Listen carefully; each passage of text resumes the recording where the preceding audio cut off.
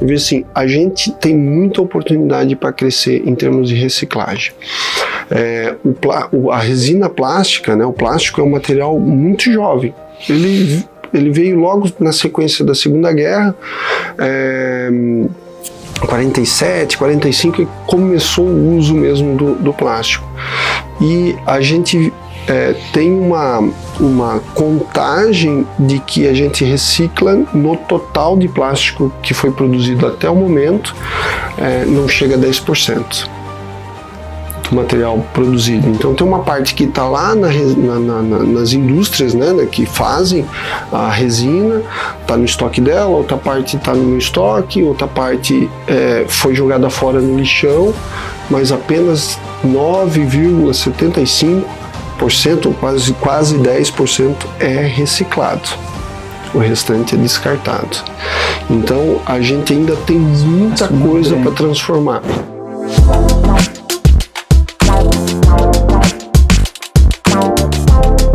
Sejam muito bem-vindos a mais um ApoCast. Eu sou Eduardo da Luz, sócio e fundador do Universo Apo. E nesse episódio, para bater esse bate-papo conosco, nós temos Sidney José Pereira, diretor comercial da Biplast, uma empresa que há mais de 40 anos vem inovando e liderando o setor de embalagens plásticas no Brasil. Liderar um setor que eu vejo que existe essa questão de... porque é um produto que é quase que uma commodity, né? Então tu tem que ter uma qualidade, uma entrega, uma paixão muito grande para liderar esse setor. E vocês fazem isso de forma... não é à toa que estão com 40 anos de empresa, são 4 gerações, né? Isso. Passaram para a empresa. Então seja muito bem-vindo, Sidney. Estou muito feliz de falar com vocês. Obrigado, Eduardo. Um prazer estar aqui com vocês, com esse bate-papo muito legal que vai ser. Valeu. E bora pro conteúdo. O nivelamento se torna utópico, mas a gente precisa botar essa luva, né, e calçar. Uma hora você vai usar mais um farmer, outra hora tu vai usar mais um hunter, né? Perfeito. E aí a gente fazer essa adaptação para que você possa crescer no mercado. E isso vai variar, né, Eduardo, até Sim. no período que você está passando, né? Sim. A gente nunca imaginou e nunca planejou passar por uma pandemia, né, e precisar se adaptar e chegar numa hora e dizer assim, o que eu faço com a empresa, né? Mandamos todo mundo para casa, ou não mando, prepara, deixa aqui, e a gente se adaptar a isso. Sim. Então, o sucesso, para mim, acho que está muito em como a gente se adapta para poder vencer esses desafios. Quem mais se adapta, mais vulnerável está para o sucesso, sabe? Mais chance para ter o sucesso. Perfeito. E uma observação que tu colocou antes ali que eu achei super interessante, que a gente vê nos scripts de venda, que é um erro basiquíssimo, as pessoas não ouvem, não tiram tempo dentro do script para ouvir, né? De falar assim, não, peraí. Por isso que a gente aposta muito em metodologias ainda. Porque a metodologia ela vai dar um norte. Por exemplo, estou fazendo a reunião contigo aqui, ó, e estou seguindo a metodologia, por exemplo. E ali ela vai te dar pilares. Ó, sei que eu já passei por esse, agora é o pilar de ouvir. É isso. E aí no ouvir tu tem as dores principais daquele mercado. Então o ouvir é conduzir a escuta também. Isso. Né? Então é por isso que a gente acredita muito em metodologia. E eu anotei esse gancho, mas vou deixar para perguntar depois sobre e-commerce. Porque o e-commerce na pandemia despontou, né? E tecnicamente vocês trabalham com embalagens. Teve reflexo no aumento de venda de vocês também? O que a gente viu um crescimento significativo, e a gente vê pesquisas, né, ligadas ao e-commerce, que as empresas que mais estão crescendo é aquela empresa que está preparada para o e-commerce e que iniciou já, né, há algum tempo esse movimento. Então, para nós da Biplast, ligado à embalagem, a gente precisou se adaptar a essa embalagem a estar preparada para o e-commerce. Então, antes, por exemplo, uma tampa, ela era simplesmente uma tampa, ou flip top, ou de rosca, que eu entregava para o meu cliente, ele botava isso numa caixa e levava até o consumidor, até o cliente dele. Agora ele não leva mais isso pelo caminhão, por transporte rodoviário, né? Ele não leva ou está na loja. ele vai levar isso via Mercado Livre, né? Não sei se posso falar essas marcas aqui. Claro, pode. Vamos ver se eles patrocinam a gente, né? Amém. Que veio. Mas eu digo, por um exemplo de eficiência até de entrega deles, né? Amazon, Mercado Livre e tudo mais. Essas empresas precisaram se adaptar a fazer esse tipo de entrega, esse tipo de venda. O consumidor está cada vez mais aberto a esse tipo de compra, e a embalagem precisa estar preparada para isso, porque ela não vai só uma embalagem de perfume, né, ou de shampoo, ela vai junto com outros produtos, e se ela não estiver preparada, ela vai danificar toda aquela entrega e vai deixar um cliente frustrado. Então é muito importante que a embalagem tenha essa adaptação, e a gente sentiu isso nesses anos. Foi Legal. sensível. Legal. Mas teve que vocês surfaram aquela onda do crescimento dos e-commerces ali? Foi. No início, a AB tem um mercado bem específico de cosméticos e farmacêutico, né? Quando a gente surgiu em 82, foi para produzir embalagens para a indústria farmacêutica. O Catarinense Pharma foi o principal, mas fazia estojo de escova, por exemplo, para Colgate, para Johnson & Johnson, Medley, né, fazia esse tipo de embalagem.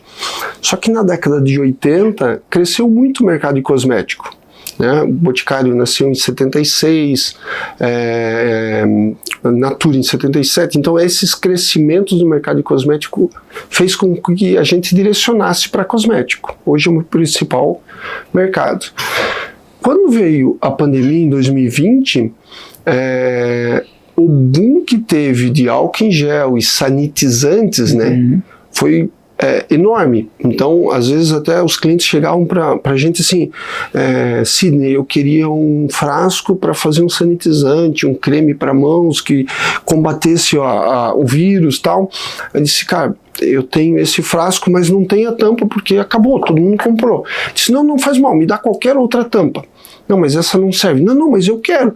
Mesmo não encaixando, sabe? Porque essa necessidade naquele momento foi muito alta e as pessoas não entendem, né? Porque tem uma técnica para fazer embalagem.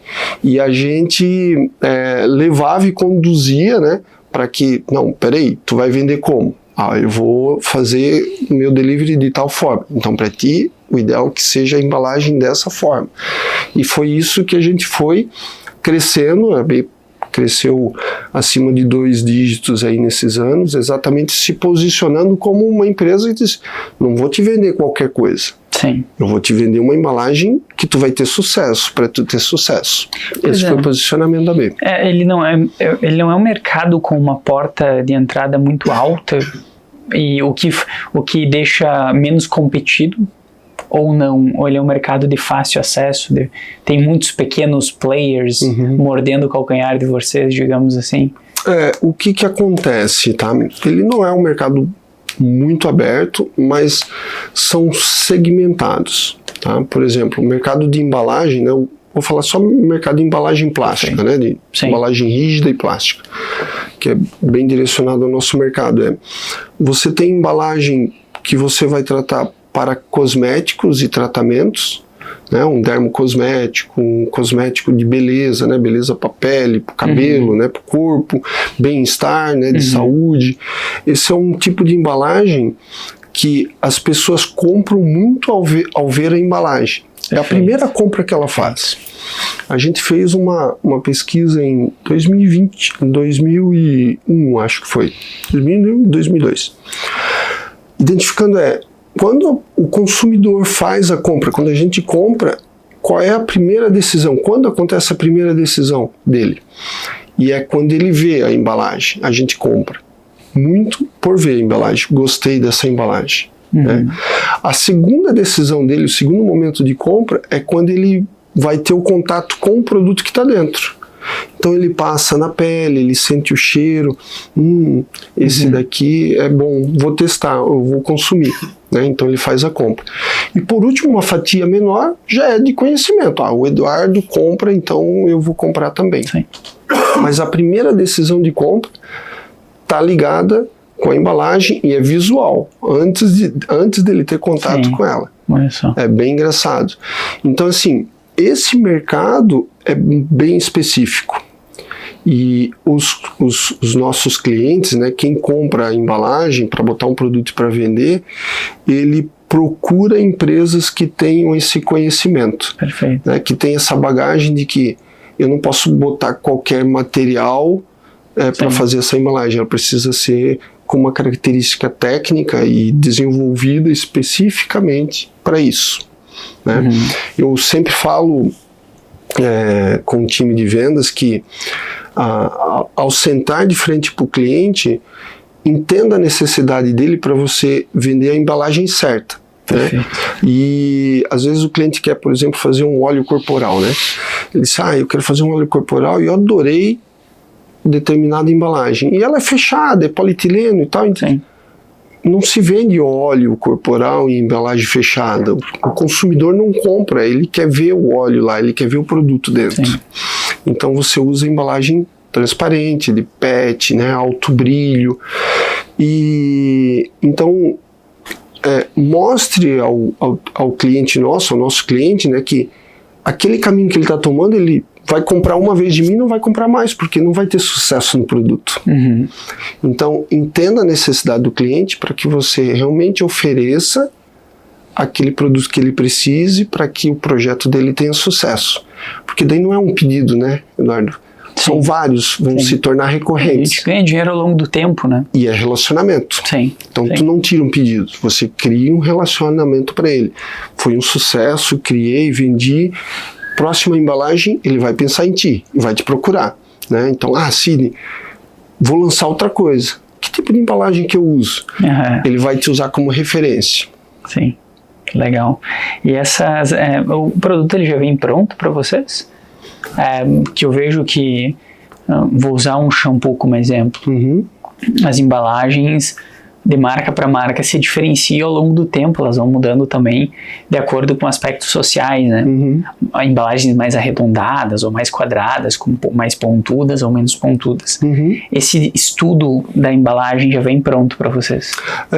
Alguns sim, tá? Grandes marcas, eles já têm setores dentro de marketing, de tendência, de inovação, que eles vão buscar informações e tendências fora até, tanto no Brasil quanto fora. Então eles já vêm com um briefing pronto. Tá? Eu dou muito exemplo do Boticário, né, como exemplo, porque eles pensaram assim, eu quero criar um shampoo infantil, uma linha infantil. Então, eu preciso de algo lúdico, eu queria que tivesse uma carinha de ursinho ou uma carinha de um bichinho, né, que fosse bem lúdico para a criança. Então ele vem com esse briefing e põe na mesa para vários fornecedores, né? E aí com esse briefing a gente pega a ideia dele e transforma isso e materializa essa ideia em uma forma que possa ser injetada, soprada, né, que possa colocar a decoração, a escrita na embalagem e transforma isso de forma bem técnica e valoriza. E aí ele vai escolher quem foi a melhor saída e vai comprar desse fornecedor. E existem outras empresas que a gente está vendo uma tendência muito grande agora com os influencers, que ele não tem essa área de marketing, de tendência. Então, a gente está investindo cada vez mais sobre essa visão. Então, a AB faz o seguinte, poxa, vou numa indústria como uma Cosmoprof, que são grandes feiras mundiais, que elas vão ditando tendência. Diz, olha, para shampoo infantil se usa tal material. E aí a gente traz isso para o Brasil e oferece para os clientes. Tá? Então, grandes empresas já trazem quase que pronto. Pequenas empresas menores ou que estão crescendo ainda não tem. Aí eu sou obrigado a dar para ele, né, a ofertar para ele. E esse é um grande diferencial da B, que ela leva isso como um serviço, né, para os clientes. E hoje hoje vocês estão com, a gente vê em empresas, dá para dizer que é white label? o de vocês? Vocês fabricam produtos para outras marcas utilizarem, Isso, né? Não. A gente tem duas linhas, né? Uma linha que o ativo é da B, né? Então a gente investiu no molde, investiu no designer e na forma da embalagem, e aí eu posso vender para vários clientes. Perfeito. Né? E existe uma parte que não, o cliente investe no ativo e aí esse formato é dele. Né? Mas sempre tem isso, porque eu imagino vocês sempre tem um estudo prévio, né? Tem. E não é um namoro que vai começar agora e acaba amanhã, né? Porque investe em, imagino, o molde, né? Para injeção. 1.700.000, 2 milhões, né? Então o valor é significativo. Então, às vezes, um projeto, ele dura 10 anos até ele se renovar, né? Ele criar. A marca se continua, né? Sim. Mas ela geralmente dura aí 10, 12 anos, aí ele renova e aí faz novos moldes, né? Constrói novos moldes e vai mais por um período. Mas essas duas divisões que a gente tem, né? Tanto aquilo que é standard da B, eu posso vender para vários clientes, quanto aquilo que é exclusivo.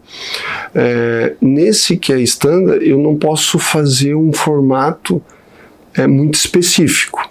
Né? Eu sempre falo assim, se você vendar teus olhos e tu passar a mão numa garrafa da Coca-Cola, você vai identificar que é uma garrafa da Coca-Cola, né? Um frasco de shampoo, por exemplo, do Johnson Baby, né? Aquele formato arredondadinho, fininho, oval, você identifica que é daquela marca, é da Johnson.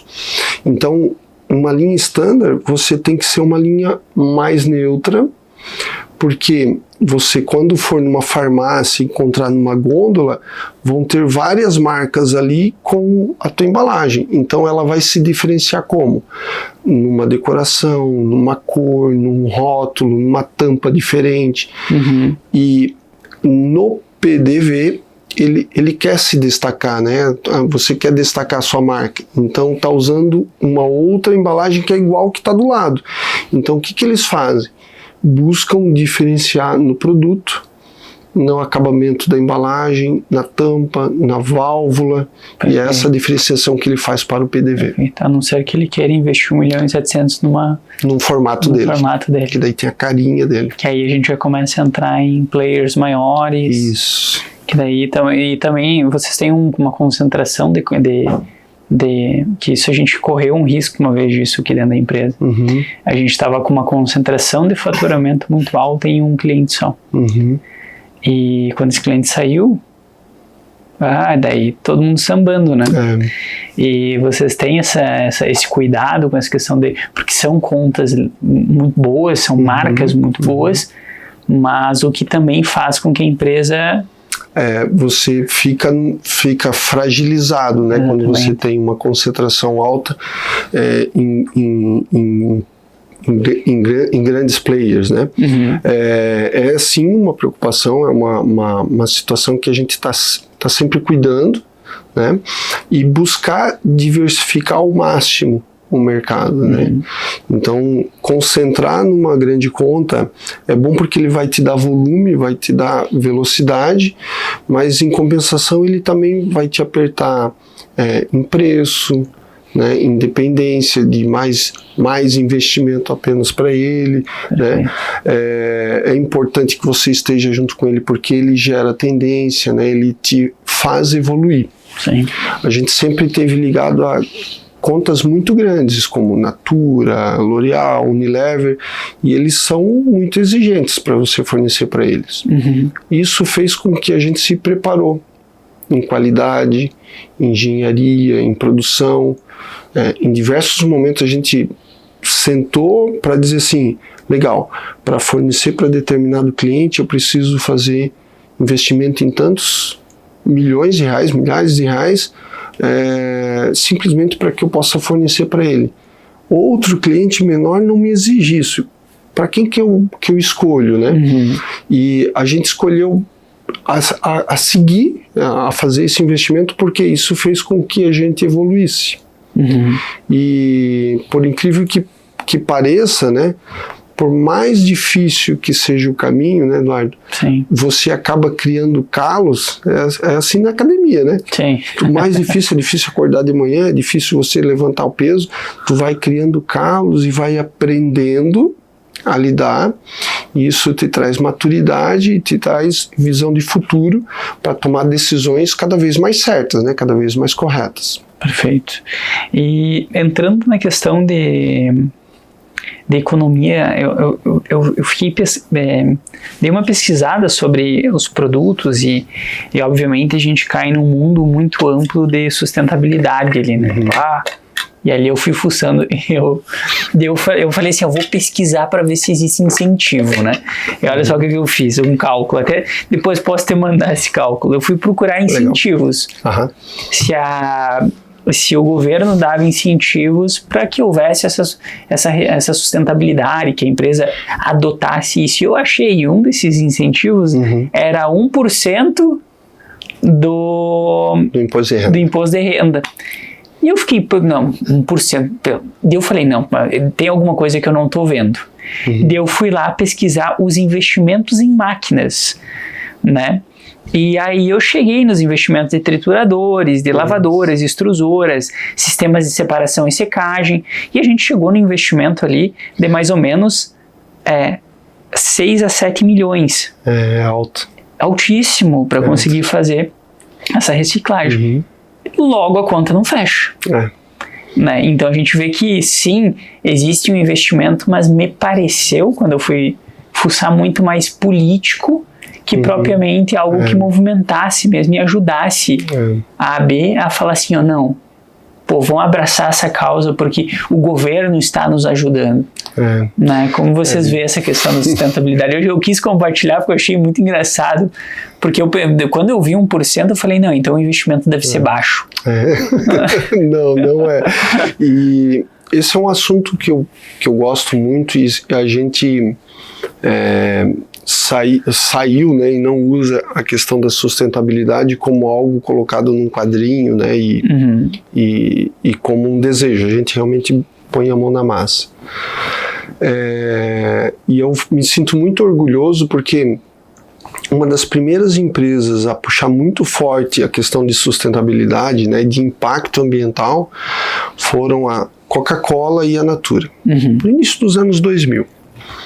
E hoje eles são os percussores, né, de puxar esse assunto para realmente fazer a diferença, né, com o PET reciclado, e colocando nas garrafas, né, e a Natura com a linha Ecos, mas eles puxaram isso e sofreram muito lá no início, e a AB foi uma das primeiras empresas a soprar junto com o projeto Ecos da Natura. E a gente foi até a Bahia, que foi o primeiro centro de reciclagem, né, totalmente rastreado, porque a preocupação da Natura na época é assim, legal, eu vou tirar as garrafinhas do lixão, mas quem vai tirar? Quem vai controlar? Imagina se eu tiver uma criança no lixão, como infelizmente a gente tem situações hoje, né, em algumas regiões que tem trabalho de criança infantil lá recolhendo no meio do lixo num ambiente totalmente insalubre. E a preocupação dela é assim, eu preciso ter uma cadeia que cuide disso. E essa empresa na Bahia foi a única na época a topar o desafio, a ter esse rastreamento e esse cuidado. E a gente começou a comprar deles lá em 2000, 2003, se eu não me engano. E eles puxaram. E depois disso houve esse crescimento, essa puxada por sustentabilidade. E hoje a gente vê grandes empresas puxando bastante e a gente realmente não quer cruzar os braços. E não tem, o incentivo é bem pequeno, tá, Eduardo? A gente vê assim, ó, um custo de um material reciclado é mais caro. E cada vez que eu sento com o cliente eu digo, é mais caro. Não é porque ele está reciclado, que estava no lixo, e que ele vai ser mais barato. Ele precisa sair do lixão, ir para uma cooperativa, precisa separar, precisa limpar, precisa transformar, precisa trazer de volta para a indústria. Eu acho que eu bati no microfone. Às vezes acontece. Trazer de volta para a indústria para transformar numa nova garrafa. Ela vai ser mais cara do que o virgem. E a gente paga muitas vezes material reciclado 30% mais caro do que o virgem. Exatamente porque eu tenho imposto sobre imposto, eu tenho dificuldade logística. Sim. O catador, né, que está pegando a garrafinha lá no lixo, ou que está pegando na rua, ele é pouco valorizado, né? A gente vê uma valorização muito maior para a latinha, sim, de alumínio, né, do que para o plástico. Mas eu tenho muito plástico sendo jogado fora, muita coisa boa sendo jogada fora, indo para o lixão, e que a gente pode transformar isso num novo produto. Uhum. Então, a gente tem várias campanhas exatamente para incentivar o uso de material reciclado. Uma das metas, né, até de OKR, nosso muito forte, é para chegar em 2027 com 40% de toda a resina transformada na Biplast ser de origem PCR. Legal. E a gente está muito feliz porque nós fechamos 2024 agora com 31% de toda a resina que a gente transformou é de origem PCR. E teve um crescimento, só para mim entender, uma proporção em 2024 de quanto? De 2023 para 4, para 24 a gente cresceu 30% do uso de material PCR.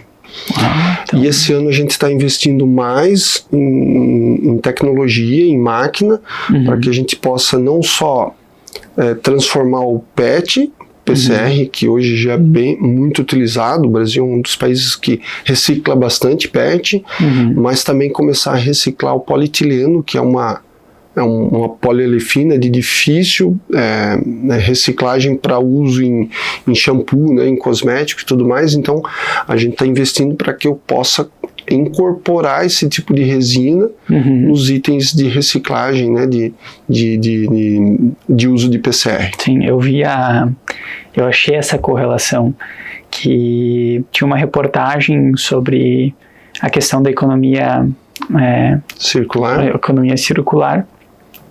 e eu via uma diferença bem grande entre a questão do alumínio. A gente chega a bater 98% de reciclagem no Brasil, enquanto o plástico, se eu não me engano, estava em 40 ou 60, se eu não me engano. Mas e aí depois eu fiquei curioso com isso, fui fuçar também, como eu gosto de, né? E a cadeia logística e de recuperação realmente é muito difícil. Isso. E além de tudo, eu falei, tá, mas vamos tentar entender mais. Existe a questão da separação dos tipos de polímeros, né, que não podem ser reciclados junto, que vai aumentando, vai se multiplicando a complexidade daquela reciclagem. O que faz, e ainda lá na ponta, na primeira ponta, a gente tem aquela dificuldade como que fala? Do catador. Isso. Ele encher isso aqui, ó, esse quadradinho aqui de alumínio, ele vai ter muito mais lucro do que efetivamente um caminhão de... quilo de PET, né? Você tem muito mais volume do que 1 quilo de latinha, né? De alumínio. É um desafio bem grande, né? E é muito legal começar a entender isso e a gente ver assim, ó, o quanto a gente tem de oportunidade, Eduardo. Eu vejo muito pelo lado positivo, né? Aquela coisa do copo meio cheio, meio vazio, né? Eu vejo assim, a gente tem muita oportunidade para crescer em termos de reciclagem. A resina plástica, né? O plástico é um material muito jovem. Ele veio logo na sequência da Segunda Guerra, 47, 45, e começou o uso mesmo do plástico. E a gente tem uma contagem de que a gente recicla no total de plástico que foi produzido até o momento, não chega a 10% do material produzido. Então tem uma parte que está lá nas indústrias, né, que fazem a resina, está no estoque dela, outra parte está no meu estoque, outra parte foi jogada fora no lixão, mas apenas 9,75% ou quase 10% é reciclado. O restante é descartado. Então, a gente ainda tem muita coisa para transformar. Eu tive um impacto um dia que a minha filha era pequena, chegou em casa e disse: "Ô pai, o pai trabalha numa indústria poluidora, né, pai?" Aí eu disse assim: Por que, né? Por que Amable? Por que é uma indústria poluidora? É porque é uma indústria de plástico, né, pai? É uma empresa de plástico, então o pai trabalha numa indústria poluidora. E vem muito nessa demonização do plástico. O plástico é ruim, né? E aí eu disse, não, vem cá, vamos conversar, vendedor de plástico, né? Vamos conversar. Eu disse assim, o plástico nos traz muitos benefícios, né? A gente ganhou praticidade, conseguimos voar mais longe, né, com um avião mais leve, com uso de plástico, com carros mais leves, mais econômicos, a gente praticidade em transporte, em logística, então o plástico nos trouxe muitos benefícios.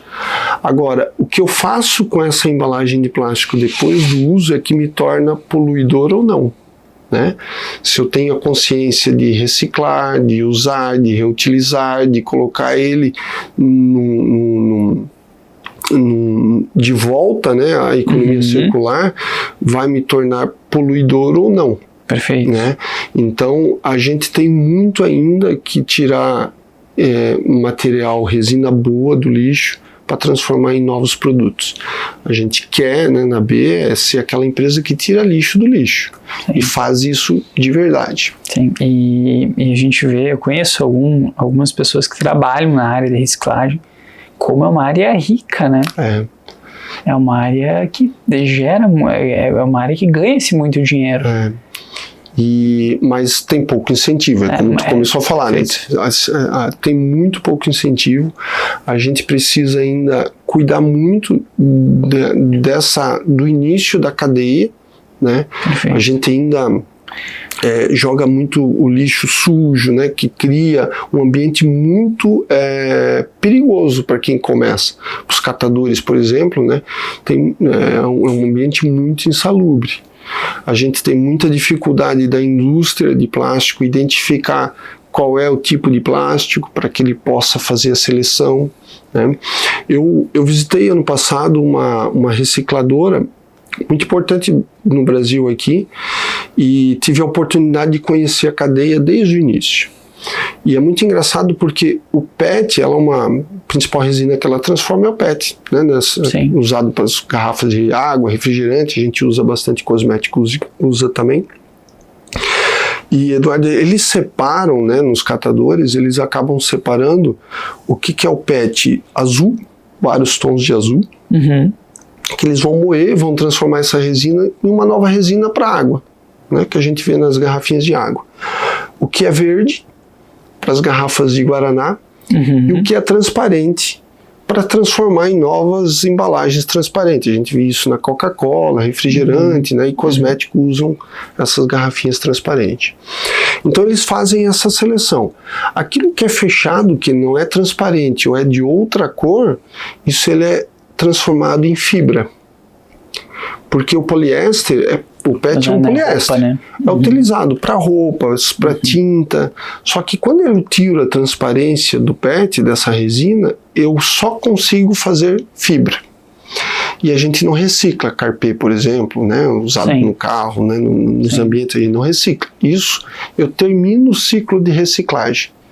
Então, cada vez que a gente senta com o brand owner, né, com o dono da marca e diz assim, quero fazer a diferença e reduzir meu impacto ambiental. Vamos usar uma resina PCR, vamos usar o PET. Você quer fazer a diferença? Use transparente. Porque essa garrafa que você está fazendo, está levando para o teu consumidor, ela pode ser reciclada e pode ser transformada numa outra garrafa, numa outra garrafa, numa outra garrafa, infinitamente.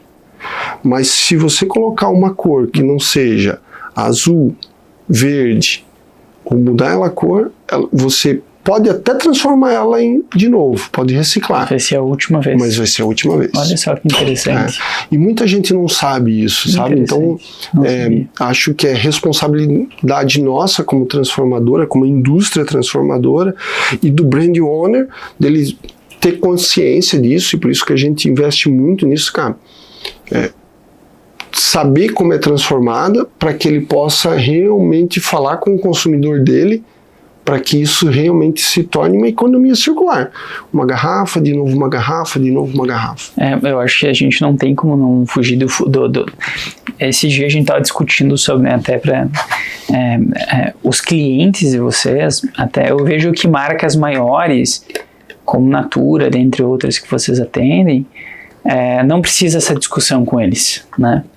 Que já vem muito internamente. Isso. Mas empresas menores, eu acho que deveriam fazer esse exercício interno dentro de casa, de falar, o que é a empresa de vocês daqui 30 anos? Mas 30 anos é muito tempo, cara. Eu falo, não, mas a gente não está falando de planejamento estratégico, a gente está falando de visão de futuro. Né? Porque daí eu até faço esse exercício, falo assim, não, porque daí tu vai fazer o quê? Tu vai pegar, construir esse mundo, e desse mundo tu vai tirar uma fatia. E tu vai falar, legal, eu pertenço a essa fatia aqui. Seja de quem recicla, de quem cuida da natureza, de quem quer gerar um impacto, de quem olha para frente e não olha para o agora. E isso faz com que as empresas sejam mais duradouras, né, ao longo do tempo também. Os consumidores estão mudando essa consciência. Hoje eles já estão pagando mais caro por uma marca que é sustentável, que tem isso na sua cadeia, no seu DNA.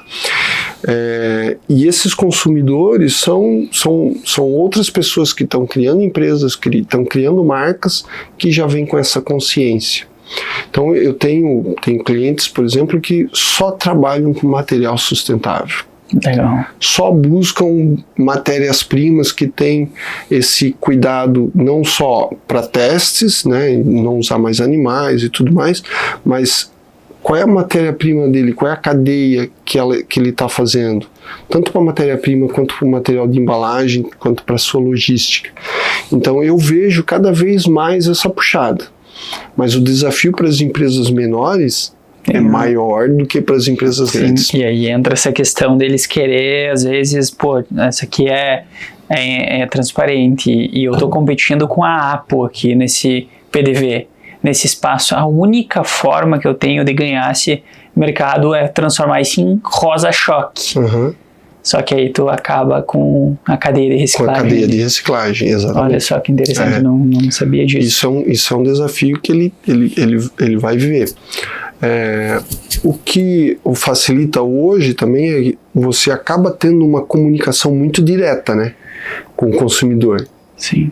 Então, como ele fala com o consumidor dele é importantíssimo para que esse consumidor, que hoje já paga mais caro por uma marca que é sustentável, é responsável, ele disse, beleza, eu em vez de pagar um real, né, vou botar assim, R$1 num produto que não é sustentável, eu posso pagar R$1,10 num que é, R$1,20 nesse que é sustentável. Então, essa comunicação é muito importante. Sim, olhando pro valor isolado, ele é um valor que vale a pena, né? Realmente. E até eu estava aqui nas perguntas da gente falar da questão do comportamento de consumo vezes as novas gerações. Porque a gente vê sim as novas gerações entrando muito em comunidades, né, querendo se conectar com comunidades, e muito porque comunidades têm propósitos específicos, né? Então a gente sente isso nas indústrias, a gente atende indústrias da moda, que é a nossa região, né? Isso, muito forte. Muito forte aqui em Santa Catarina.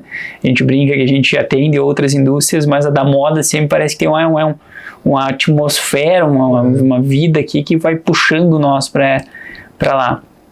Mas que estão apostando em mercados de nichos, justamente porque este público em específico quer se conectar com um propósito e não mais com questões tão ligadas a financeiro, às vezes, eles querem o propósito da marca. A gente acompanha muito a APAS, que é a Associação Paulista, né, de Supermercadistas, e todo ano eles fazem um relatório sobre tendência de consumo, né, e postura do consumidor, de clientes. E teve um relatório que eles lançaram que eles começaram a medir qual era a postura desse consumidor por geração. né? Então eles viram que, por exemplo, o consumidor milênio, né, que nasceu lá em 2000, hoje está com 26, 20 e poucos anos, né? Esse é um consumidor que ele não vai mais pela marca da mãe ou da avó, né? Ele vai muito mais pela marca da tribo que ele está, daquilo que ele está conectado, daquela marca que fala a linguagem dele, da marca que consegue identificar aquilo que ele gosta. Então ele troca a marca da mãe por essa marca. Uhum. Eu vejo na geração da minha mãe, por exemplo, ela comprava aquilo que a mãe dela, que a minha avó indicava, disse, olha, esse tipo de produto é bom. Então, quando ela casou, ela passou a usar aquele produto porque minha avó utilizava. Hoje, tu não tem mais esse vínculo. Então, muitas marcas não se identificaram com isso e foram sumindo, foram perdendo valor. Porque essas que conseguiram se conectar com o cliente conseguem sobreviver. Eu passei alguns anos atrás escutando um podcast da Julia Petit, que é a dona da Salve. Uhum. E eu estava ouvindo o podcast, era nas minhas férias, dezembro. Aí a minha filha disse assim, o pai faz a embalagem da Salve? Aí eu disse para ela, ainda não, mas o pai vai fazer. Aí ela começou a falar comigo assim, pois é, não, eu sigo eles, eu conheço, tal, tem tal influencer que fala no YouTube, no TikTok e tal, e eles entraram em contato comigo. Daí eu disse, como assim entrar em contato contigo? Ela tinha 14 anos. Como assim entrar em contato? Não, pai, não, fica tranquilo. Eles só me perguntaram, fizeram algumas perguntas e falaram para mim que eu tinha que usar produtos com vitamina C, produtos tais e tal, mas é só isso, pai. Aí eu comecei a entender que ela estava tendo contato com uma marca que ainda não estava vendendo, porque a Julia Petit tinha montado a Salve, mas eles não estavam produzindo ainda, não tinha vendido. Uhum. Mas a marca já estava conversando com um consumidor deles, um futuro consumidor. E isso faz com que ganhou o coração da minha filha. Uhum. Hoje ela é consumidora, hoje ela compra. Uhum. É ela que compra, ela que toma a decisão. Mas naquela época não. Mas a marca já estava falando com ela, já estava direcionando para ela o que era melhor, já estava falando com ela com a forma que ela entendia, pelo TikTok. E realmente falando, né? E falando, sim, realmente falando. Uma pesquisa de campo mesmo. Muitas vezes até um robô falando com ela. Mas o que ela estava fazendo ali? Ela estava se conectando com o futuro consumidor dela. Sim. Que depois que ela lançasse, que ela tivesse uma linha de produto, iria comprar. Uhum. Então, se essas marcas conseguem se perpetuar porque elas conseguem se adaptar e falar com esse consumidor. Então, às vezes eu acabo me questionando, quem vai ser o consumidor daqui a 10 anos? Uhum. Eu pergunto para os meus clientes, quem vai ser o consumidor teu daqui a 10 anos? Como ele vai estar comprando? Quem vai ser o meu cliente daqui a 10 anos? Quem vai ser o comprador que vai estar comprando uma embalagem? Qual vai ser a necessidade dele? Então, eu preciso me preparar para isso, para essas mudanças. Sim. E o que vocês têm algum vislumbre do que pode ser daqui, por exemplo, 5 anos? Porque é um mercado que eu fico a todo momento pensando... eu olho para a indústria e eu falo assim, qual é a próxima indústria a tomar um bufetão? Né?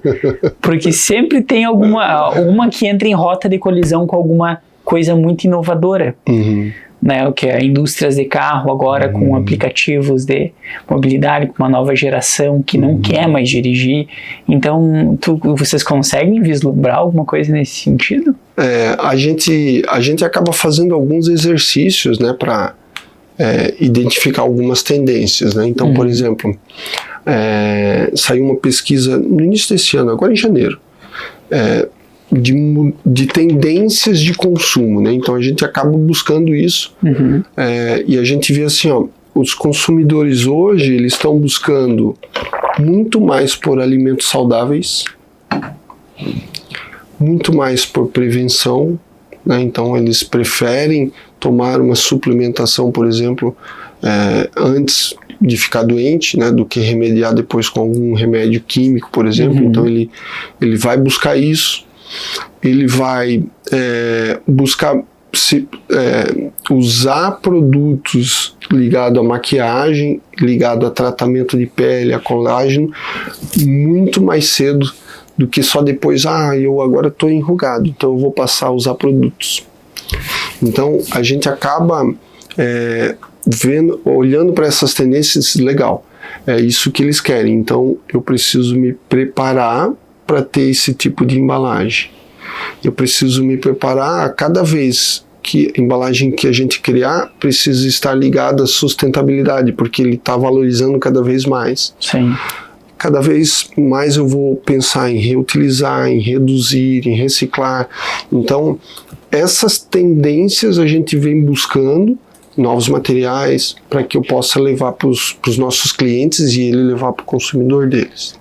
Teve dentre essas pesquisas que eu fiz para a gente ter esse bate-papo, teve uma que eu vi que existia uma embalagem que eles estavam estudando biodegradável que se desfazia em 100 e poucos dias, alguma coisa assim. Eu fiquei admirado, porque é muito pouco tempo. Vocês olham para esse mercado? Olhamos. Isso é muito engraçado porque a indústria de degradabilidade, né, começou fazem uns 18 anos, mais ou menos. E a gente começou a fazer alguns testes aqui com um produto que se chamava Matter-B. Quando a gente olha, né, e tu olha no microscópio, por exemplo, um plástico, eu digo que ele é que nem uma macarronada, que nem um espaguete, né? Todo entrelaçado, assim, é uma cadeia longa de monômeros, vários monômeros, e quimicamente ele está um ligado no outro que forma um espaguete longo. E a indústria da degradabilidade fez o seguinte: poxa, como é que eu quebro essa cadeia?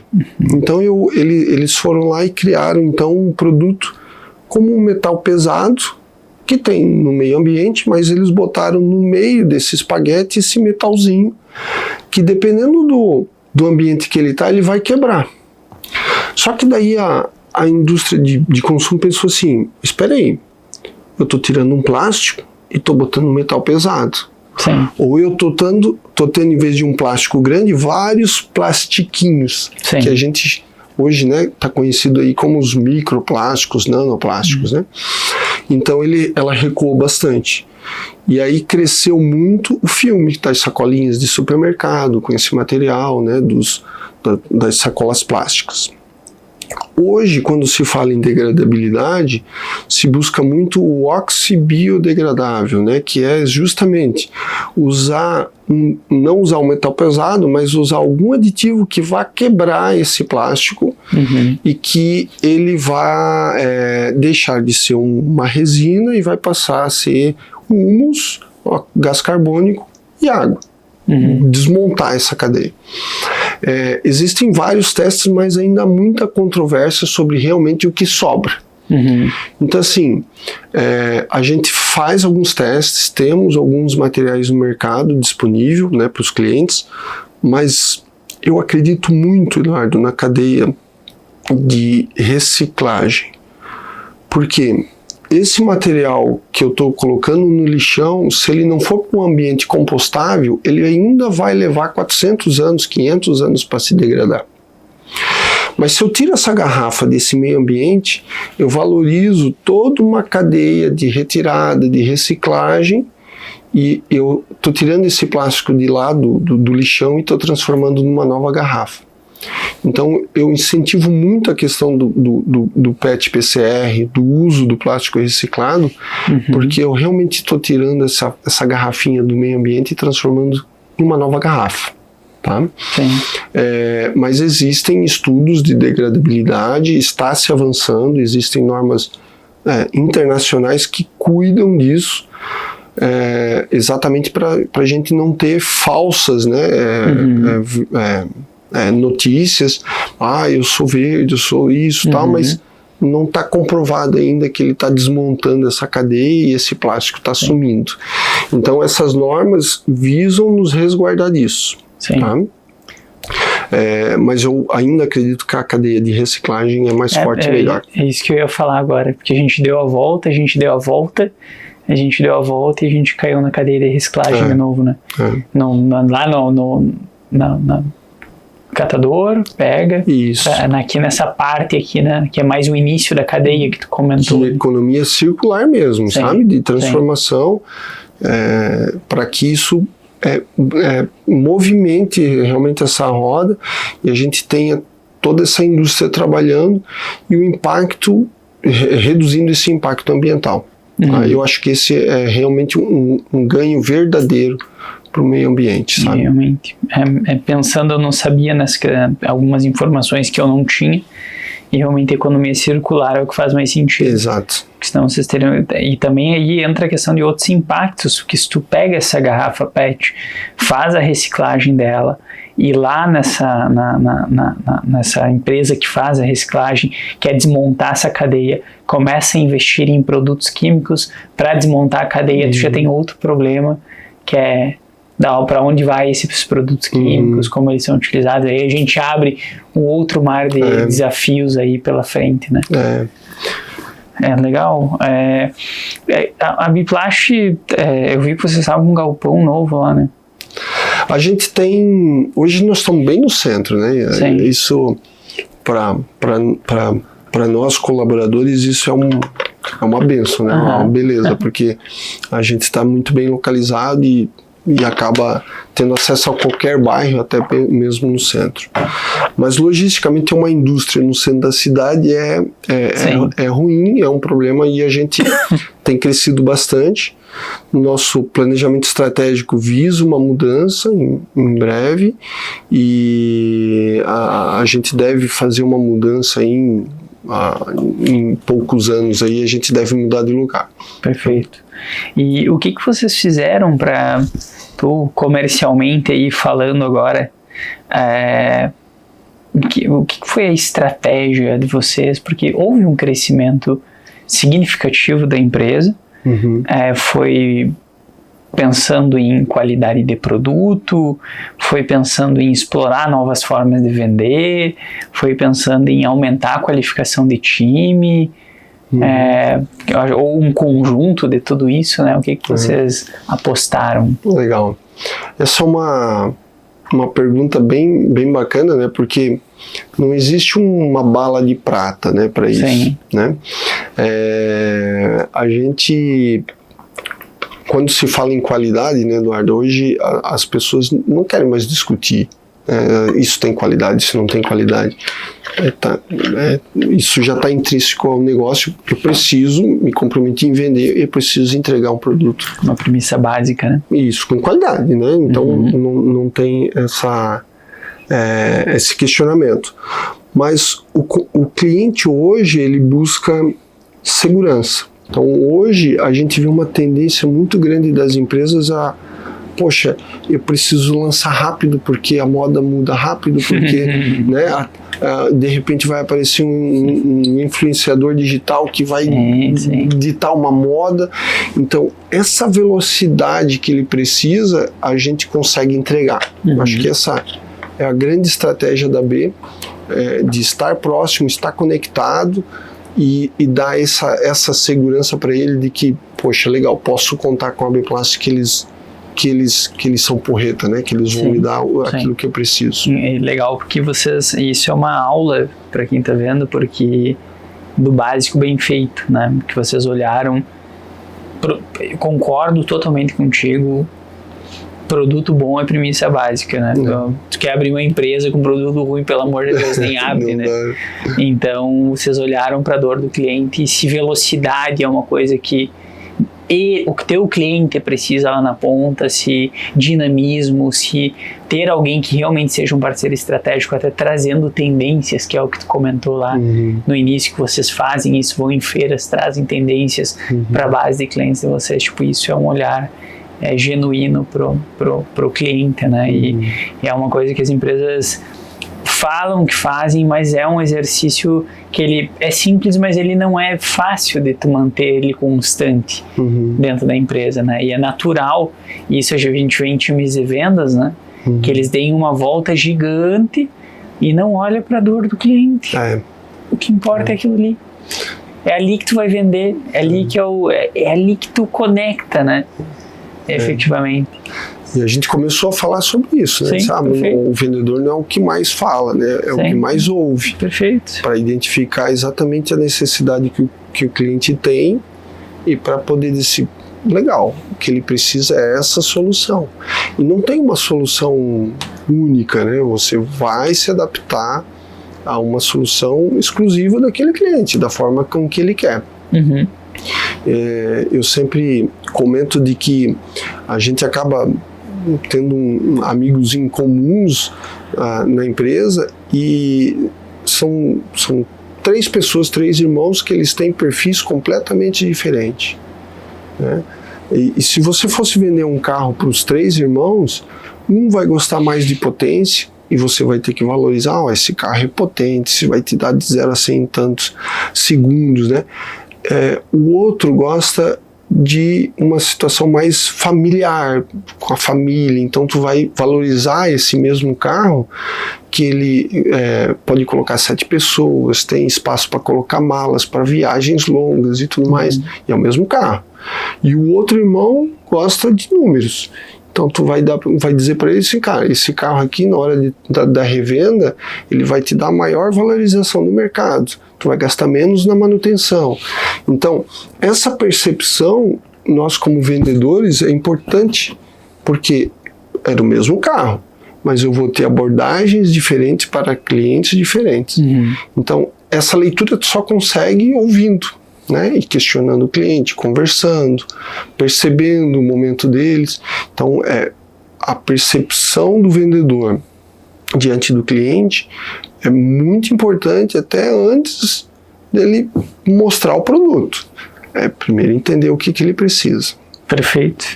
E seguindo essa questão da expansão, até para a gente encaminhar para o final, a Biplast hoje ela tem uma posição sólida no mercado, né?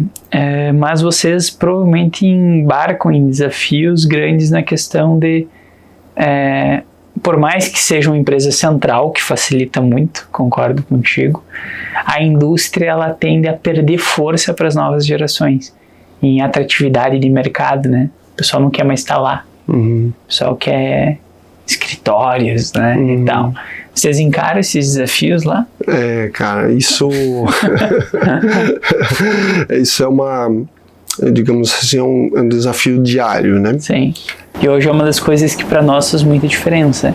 O onboarding ali, antes da entrevista, até a gente comentou isso no podcast também, antes da entrevista, isso aqui é o que a gente é. Isso aqui é o que a gente não é. Entenderam? Então isso, faz com que a empresa se torne muito mais forte, né? E olhando para o cenário de vendas da indústria, o que tu vê como desafios? A gente está passando um ano que a gente tem bastante coisa a cuidar, né? E a nossa indústria é uma indústria que não trabalha com grandes lucros, é muito difícil ganhar dinheiro com embalagem. Então eu preciso estar muito justo, sempre com o olhar, né, para a pista, sempre com os olhos nos detalhes, para que a gente não possa perder o controle. Tá? E esse é um ano que a gente vê ser um ano de crescimento, de desafios, dos clientes buscando oportunidade em preço, em prazo, em novos mercados, e a gente precisando investir também para trazer novidades, para trazer coisas novas, para ganhar em competitividade. Então a gente planeja um ano de crescimento, mas um ano muito forte buscando essas oportunidades que muitas vezes a gente até fica míope, né, Eduardo? Diz, poxa, foi bom, tivemos crescimento ano passado, tivemos crescimento ano retrasado, e tá tudo bem. Sim, Não tá tudo bem. Eu tenho que controlar, ver quais são as nossas fragilidades, né? Quais são as nossas fortalezas, aquilo que eu sou fera mesmo, né? Aquilo que a gente sabe fazer. Então, beleza, vou usar isso daqui como estratégia, mas eu vou ter fraquezas aqui que eu preciso controlar. Então, eu preciso tomar cuidado. Sim. Esse ano, no início do ano, na palavra do presidente, até foi bem legal. A gente reuniu o time de gestão e estava conversando e falando exatamente sobre os desafios que a gente tem esse ano. E aí ele comentou, ele disse, time, eu por diversos anos à frente das empresas, muitas vezes chegou um ano que eu me comparei assim, poxa, eu reclamava do governo, porque o governo não ajuda, porque isso, porque aquele outro, mas eu percebi que, independente da cor da camisa do governo, quem faz crescer a empresa somos nós, a atitude que a gente toma. Porque naquele ano ele viu o seguinte, ele estava reclamando do governo e os concorrentes do grupo estavam crescendo, e ele não. E ele disse assim, cara, será que o problema é o governo ou sou eu que estou baixando a cabeça e reclamando? Será que eu não tenho que procurar oportunidades sobre essa condição? Então, assim, levantar a cabeça, olhar nos detalhes, olhar para aquilo que a gente tem de fragilidade e a gente nos preparar para isso, ter a humildade para dizer assim, não sei fazer, mas vou procurar ajuda, vou procurar aprender e fazer diferente. Olhar para as nossas fortalezas e dizer, isso eu sou foda, então isso eu vou acelerar. Né? Então acho que esse é o grande desafio que a gente tem em 2025. 2026 a gente vai ter um ano completamente né, atípico e tá difícil até da gente prever, mas eu acho que esse é o grande desafio desse ano e que vai ser um bom ano para todos nós. Sim, eu concordo. A gente teve várias discussões sobre isso também com outros executivos. Uma das coisas que eles bateram muito na tecla foi a eficiência. Foi realmente buscar a eficiência, buscar entender como entregar mais dentro das empresas. E uma das coisas que a gente viu foi que a busca pela IA, a busca por novas estruturas de processos com metodologias ágeis estava muito em alta, que essa junção, né, essa combinação, inclusive até uma coisa que a gente vai falar na nossa imersão dia 21, a junção da inteligência artificial com metodologias ágeis para buscar essa eficiência aqui, ela é muito boa. Legal. E não como um olhar só dentro da produção, mas como um olhar administrativo também. Né? Hoje a gente tem praticamente 40% a menos do time de vendas que a gente tinha antes, mas entregando mais do que tinha antes. Então, com o uso de IA, com o uso de processos, dessa questão de melhoria contínua e tudo mais. Então, eficiência eu acho que é uma das coisas que a gente mira muito esse ano. Legal. 2025. E pra gente finalizar, não sei se quer comentar mais alguma coisa. Queria aproveitar que tu comentou do IA, a gente no início da conversa tu mostrou ali o teu protótipo. Final do ano eu estava lendo o livro A Nova Onda, que trata exatamente sobre a questão da IA, né, da nova onda de tecnologia. Sim. E quando ele começa a mostrar exatamente quais são os padrões, né, de uma nova onda que vem, assim como foi a escrita, como foi energia elétrica, o motor a combustão, existe um padrão que acontece. Né? E com a IA, ele demonstra exatamente no livro quais são esses padrões. Então, a gente já está vivendo essa onda. E tudo aquilo que está aberto, né, para o uso da IA, para o uso da biotecnologia, é bom usar para o bem, mas também é possível usar para o mal. Perfeito. Né? O outro padrão é muitos setores da indústria e de trabalho morrem com uma nova onda, mas muitos setores também nascem com essa nova onda. Né?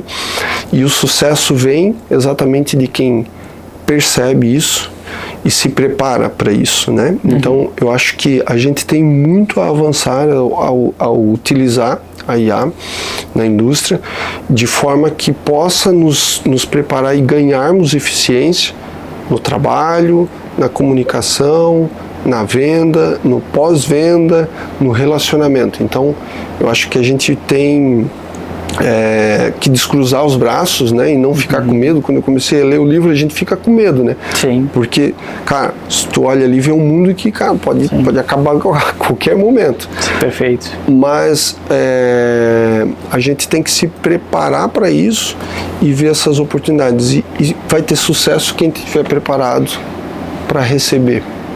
Aqui até eu estava tentando achar esse dado aqui, que tem uma curva de adoção, eu não sei se você já viu. Essa curva de adoção, ela mostra exatamente a quantidade de pessoas inovadoras que aderem a novas tecnologias. Aqui eu achei uma que ela diz que é 2%, eu achava que era 3%, aqui está dizendo 2,5%, que são os inovadores dentro dessa curva, que são as pessoas que mais se aproximam nessa questão de querer utilizar a IA. Depois a gente tem os novos adeptos, se eu não me engano, que eles vão para 13,5%, e aí tem a grande maioria, e aí o mercado começa a descer, começa a cair e começa a estabilizar. Porque o digital foi isso. Nós sofremos demais com o digital. É isso? Porque tudo era o digital vai quebrar as empresas, os concorrentes vão te engolir se tu não for pro digital e blá blá blá. E sim, o digital é uma ferramenta maravilhosa, mas como outras ferramentas que a empresa precisa para crescer também. Então a grande questão é em qual faixa dessa curva que tu tá. Tu tá nos primeiros adeptos, tu não tá nos primeiros adeptos, tu tá na grande maioria, tu tá na maioria tardia, que começa a utilizar as tecnologias quando vê que os concorrentes já bateram na porta utilizando. Então, alguma hora tu vai ter que usar. A grande questão é em que momento que tu vai fazer isso daí, né? Se destaca quem percebia antes, né? Perfeito. Beleza, percebi antes, não sei, preciso aprender. Ou, legal, vou entrar nisso, vou apostar e vou começar. Então, é muito importante. Isso é uma coisa muito legal, vi você apresentando ali. A gente já começa a utilizar muitas vezes aí até para segurança, né? Quem imagina, poxa, o cara está descendo a escada e não põe a mão no corrimão, para ela identificar qual é o hábito, né, das pessoas, e aí eu posso trabalhar nesse hábito, nesse padrão, e dizer, eu preciso prevenir ele, então eu vou trabalhar nesse hábito. E isso aí já consegue nos ajudar a ganhar eficiência. Perfeito. Que a gente quer. Perfeito. E para a gente finalizar, que conselho tu daria para os executivos de venda que estão ouvindo a gente agora, se eu estivesse entrando nesse desafio de ser um diretor de vendas e eu, de coração aberto, falasse para ti, Sidney, o que tu pode me dizer para me ajudar? O que tu diria? Vai para outro setor. Não. Eu amo vendas, sou apaixonado pelo como faço, eu vou te arrastar junto. Eduardo, eu acho que a gente vive situações distintas, né? Nem sempre a gente vai viver em tempos bons, né? E isso passa, uma hora passa. E nem sempre a gente vai ficar também em tempos ruins, uma hora vai passar, né? Então essa condição exige que a gente tenha maleabilidade, né? Então, essa eu acho que é uma característica importante para o executivo de vendas, que ele tem essa capacidade de se adaptar a esses cenários e que ele tenha maleabilidade para que possa buscar oportunidades, aprender, né? A gente está sempre aprendendo. Eu adoro cadeira de colégio, né, de escola. Adoro carteira de escola, porque a gente sempre aprende. Perfeito. Falei para ti que eu estava com saudade desse ambiente aqui da escola, que foi onde eu comecei minha carreira a estudar.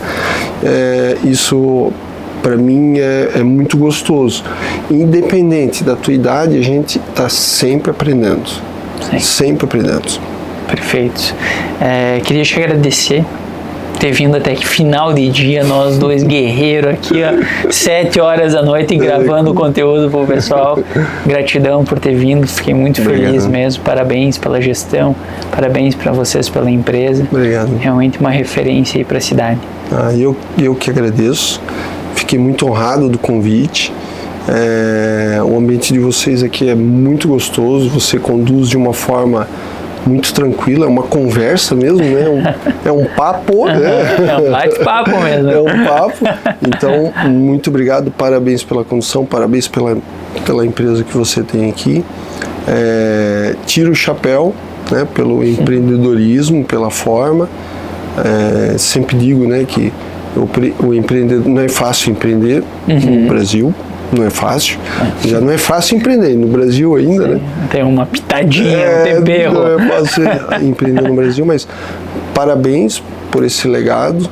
Acho que como executivo, né, a gente precisa deixar um legado nessa vida, né? Então, parabéns pelo legado que tu tá levando tantas pessoas aqui. E fiquei muito feliz, acho que gostaria de ter mais conversas. Vamos vamos gravar uma lá na fábrica. Bora. Mostrar, a gente tem um que a gente faz que é nos bastidores do sucesso. Que daí ali a gente só fala sobre desafios, né? Ali é mais para falar sobre, o que deu de treta até chegar aqui. Isso. Porque todo mundo fala as coisas boas, né? Isso. Ninguém fala a dificuldade que a gente tem. Mas, Sidney, obrigado novamente. E assim nós encerramos mais um ApoCast. Valeu!